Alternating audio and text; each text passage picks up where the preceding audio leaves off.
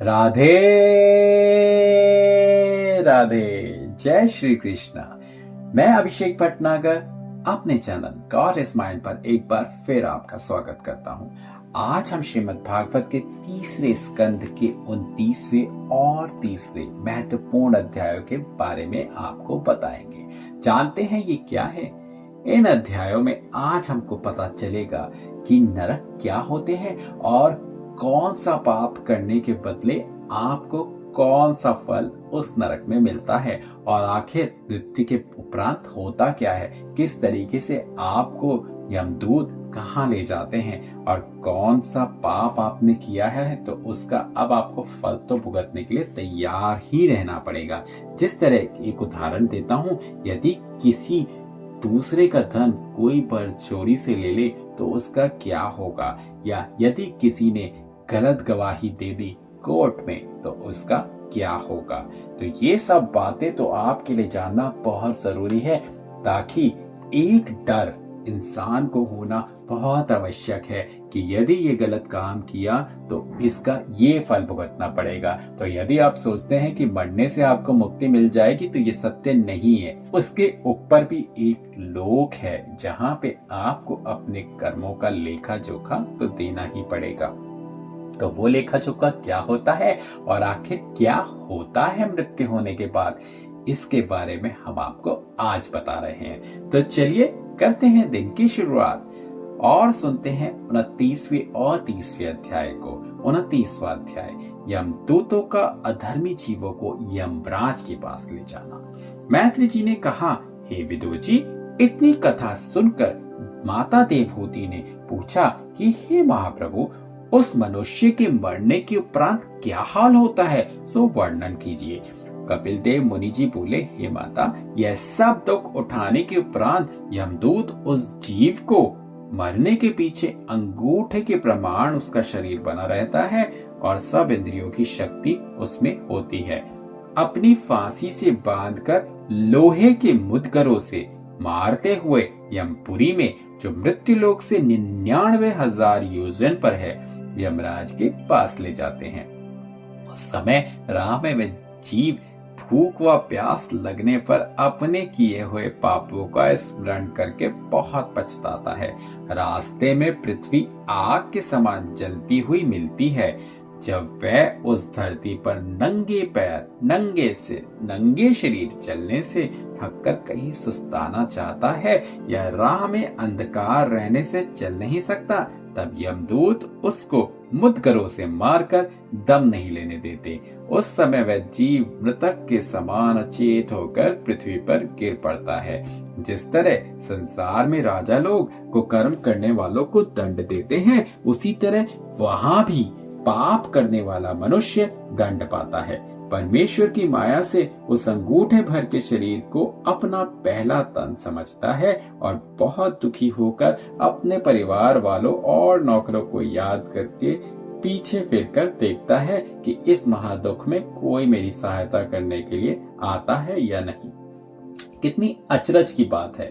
हम सब ये बात जानते हैं कि हम अकेले आए हैं और अकेले ही जाएंगे। उसके पश्चात भी हम ये सोचते हैं कि शायद कोई हमारी सहायता करने के लिए आएगा। ऐसा नहीं होता। और सही मायनों में यदि आप मुझसे पूछें तो जो कोई मृत्यु की शैया पर लेटा है वो तो कभी भी नहीं चाहेगा ना कि ये मेरे साथ चले, ये मेरे साथ जाए। ऐसा तो मुझे नहीं लगता कि कोई भी चाहेगा। कोई भी हमेशा जो मृत्यु की शैया पे होता है वो यही सोचता है कि मेरे सारे परिवार वाले खुश रहे। उस वक्त भी उसके दिमाग में यही रहता है, परिवार, बेटा, बेटी, पुत्र, पुत्री या कोई भी अपने रिश्तेदारों के बारे में ही सोचता है। उस समय भी शायद उनको ये ध्यान नहीं रहता कि भगवान का भजन ही कर ले। खैर, आगे हम बात सुनते हैं। जब उसे वहां कोई नहीं दिखाई देता तब वह बहुत पछताने और रोने के उपरांत कहता है कि जिनका पालन करने के लिए सब पाप बटोरा था, उनमें से तो कोई भी मनुष्य इस समय मेरी सहायता नहीं करता। इस बात का स्मरण करके उस जीव को बड़ा खेद होता है, पर उस समय पछताने के सिवा और कर ही क्या सकता है। राह में सांप और बिच्छू आदि अनेक तरह के जीव उसे काटते हैं। जब इसी तरह बहुत दुख देते हुए यमदूत उस मनुष्य को वैतरणी नदी में, जहां मलमूत्र रक्त, पीप, कीड़े, बाल, नख, हड्डी व सड़ा मांस भरा हुआ 4 कोस का फाट बहता है। 4 घड़ी में ले जाकर डाल देते हैं। वह जीव उस नदी में कीड़ों के काटने और गिद्धों के मांस नोचने पर बहुत दुख पाकर अति विलाप करके कहता है कि जो कोई मुझे इस नदी से पार करता उसको मैं बड़ा यश मानता। तो आप लोगों ने देखा, विस्तृत करते टाइम वक्त ही मुझे उन सब चीजों का एहसास हो रहा है कि आखिर कितना बुरा लगता होगा। तो वो एहसास करने की अगर आपको जरूरत नहीं होनी चाहिए यदि आपके कर्म सुकर्म में बदल जाएं। इन सब चीजों का ध्यान रखिएगा, नहीं तो इंसान काफी बार ऐसा कहता जरूर है, हे भगवान अब तो मुझे ऊपर उठा ले, बहुत दुखी हो चुका हूं मैं इस दुनिया से। परंतु ऊपर जाने के भी बाद कोई सुख नहीं है यदि आपने सुकर्म नहीं किए।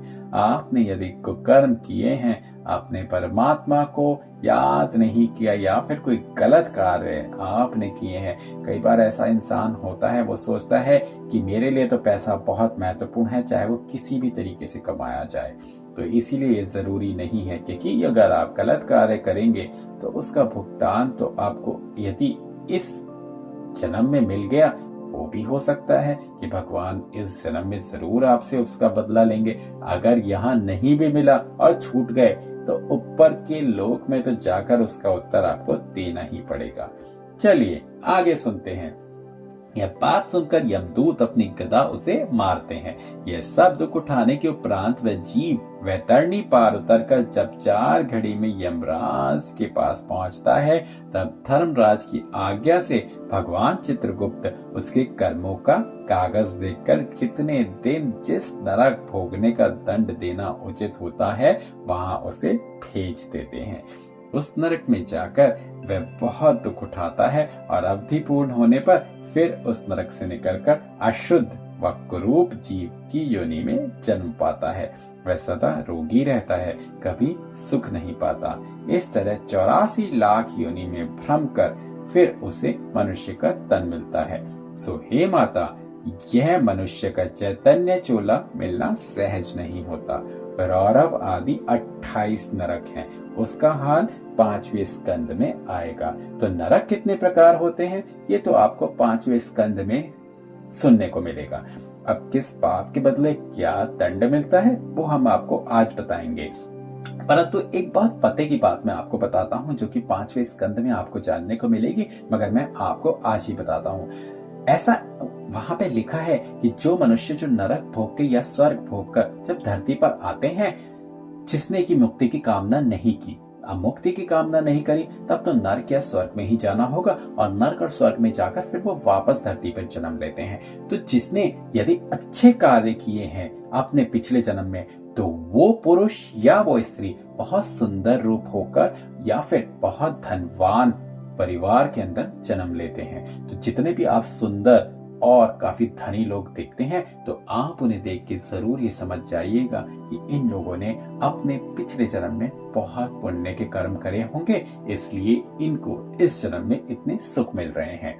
और जिस तरह इसका उल्टा जो कोई भी पिछले जन्म में बहुत गलत कार्य करके आए हैं, वो बहुत कुरूप और निर्धन परिवार के अंदर जन्म लेते हैं। तो जिस किसी को भी आप कुरूप या फिर गरीब देखें, ये समझ के जान लीजिएगा कि उसके कर्म पिछले जन्म में अच्छे नहीं थे, उसी को वो इस जन्म में भुगत रहे हैं। तो ये बातें आपको हालांकि 5वें स्कंद में सुनने को मिलेंगी, परंतु थोड़ा सा उसका सूक्ष्म रूप या संक्षिप्त वर्णन मैंने आपको आज बता दिया, ताकि आप 5वें स्कंद तक जरूर जुड़े रहें। जुड़ना तो आपको 12वें स्कंद तक चाहिए, परंतु मुझे पता है कि हर कोई इतना समय नहीं निकाल पा रहा और ना ही निकाल रहा होगा कि आप पूरी श्रीमद् भागवत को सुने। मैं तो चाहता हूं कि आप सुने, परंतु जितना समय निकाल पाए, जितना भगवान आपको जब करीब करना चाहेगा, ये भगवान की इच्छा से ही होगा। तो अब सुनते हैं 30वां अध्याय। कपिल देव जी का देवहूति से वर्णन करना कि यह पाप करने से यह आपको दंड मिलता है।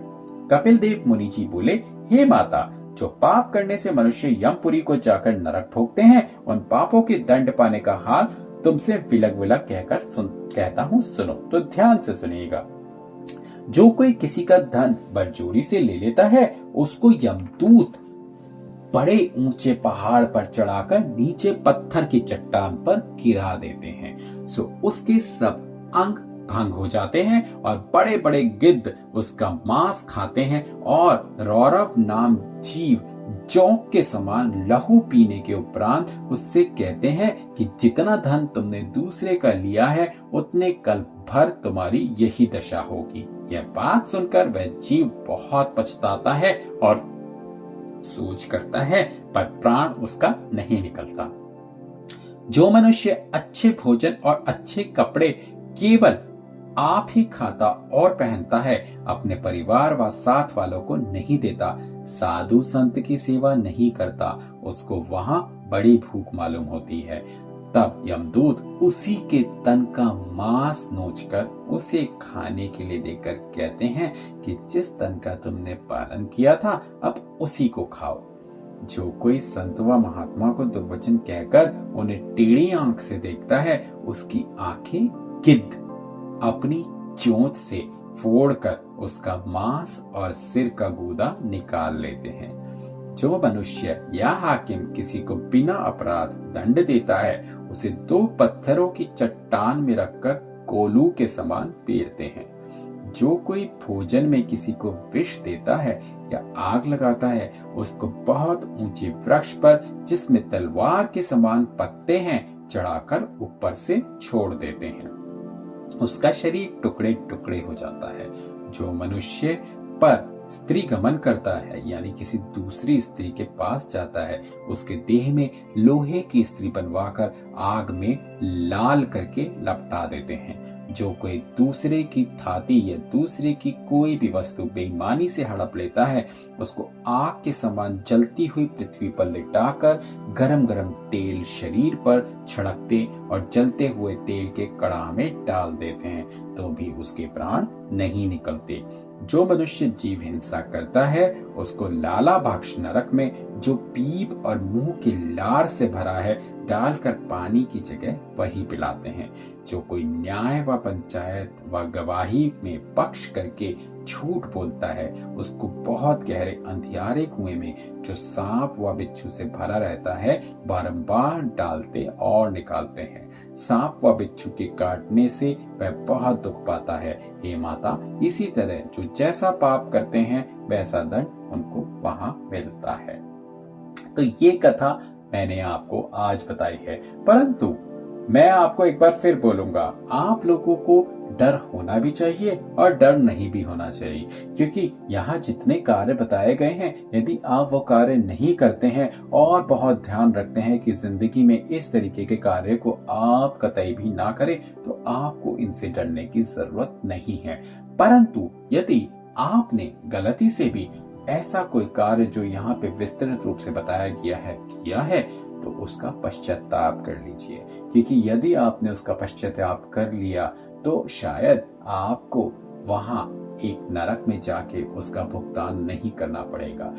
इस धरती पर भी रहकर यदि उसका पश्चाताप कर लेंगे तो शायद आपके लिए अच्छा होगा, क्योंकि अपने से ज्यादा तो कोई भी मनुष्य अपने कर्मों के बारे में जानता नहीं है। सबसे ज्यादा आप ही अपने आप को जानते हैं कि किस क्या वाकई में आपने ये काम जिंदगी में, आपको और कोई बताने वाला नहीं है, क्योंकि आप अपने खुद के साक्षी हैं। तो यानी कि अपने आप से पूछिए और ये सोचिए कि क्या गलती से मैंने ऐसा कार्य तो जिंदगी में नहीं किया जो इस जन्म में तो मुझे शायद उसका फल मिल भी सकता है, यदि नहीं भी मिला तो ऊपर वाला जो है वो ऊपर आपको उसका फल देगा। तो इसीलिए अगर ऐसा किया है, अपने मन को साक्षी रखकर पश्चाताप कर लीजिए, ताकि आगे आपको भुगतना ना पड़े, ना तो इस जन्म में ना ही ऊपर वाले जन्म में। तो करते हैं आज के दिन की शुरुआत राधे राधे के नाम के साथ। कल हम आपको ये बताएंगे कि नरक भोगने के उपरांत जीव का क्या हाल होता है। तो चलिए करते हैं। जय श्री कृष्णा।